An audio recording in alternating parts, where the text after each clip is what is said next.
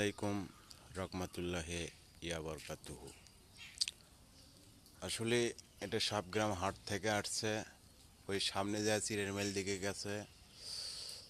আর এটা হলো জিগেতলা দিকে গেছে। আর এটা আমার এই মহল্লার ভিতরে গেছে, আমার বাড়ির দিকে। আমার বলতে কিছু নাই।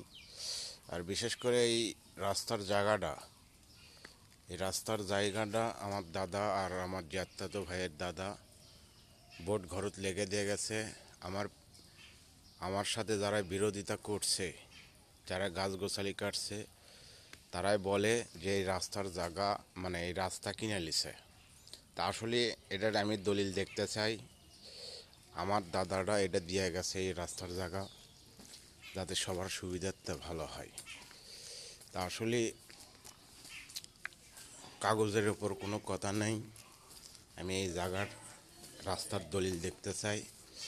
আর পাশাপাশি আমার বাড়ির গেট এটা দেখেন, এই যে আমার গাড়ি, এটা আমার বাড়ির গেট। এটা এই গেটটা আমি খালি মোটর সাইকেল বাইক করার জন্য ইউজ করি। এটা দোকান করছিলাম। এটা আমার মেজো ভাইয়ের বাড়ি। আমার জায়গা লিছে, উনি রাস্তার জায়গা লিছে, কিন্তু রাস্তার জায়গা আমাকে দেয়নি। তো যাই হোক, বেশি সেনা হলে চেকেও বেশি, এটাও বাস্তব। তা আমার বাড়ির গেট এটা। আর এই যে প্রভাবশালী লোকে করে এই রাস্তা, তা আসলে দেখেন একটা গলির ভিতর কতখানি রাস্তা হতে পারে, সর্বোচ্চ একটা ভ্যানের জায়গা নিতে পারে। তা আমি 3 ফিট ছাড়া বাদেও 20 ইঞ্চি ছাড়ছি। এটা আমার মেন গেট।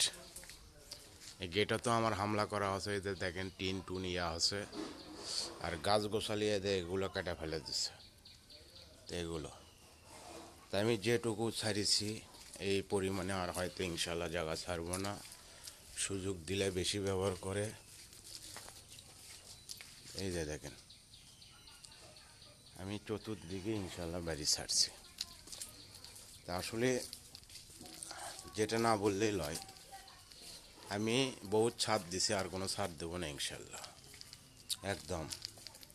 এই যে থম্বাররা আমি 12,000 টাকা খরচ করে আমি নিজে বসাছি সবার সুবিধার্থে।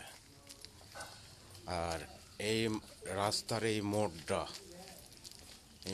আমার পুরো আমার মধ্যে, এখান থেকে এই বাড়ির গেট পর্যন্ত পুরো জায়গা আমার মধ্যে। আর কোনো আমি ছাড় দেব না, সাফ সুপ কথা। তো সবাই ভালো থাকেন। আসসালামু আলাইকুম রহমতুল্লাহি ইয়া বরকাতুহু।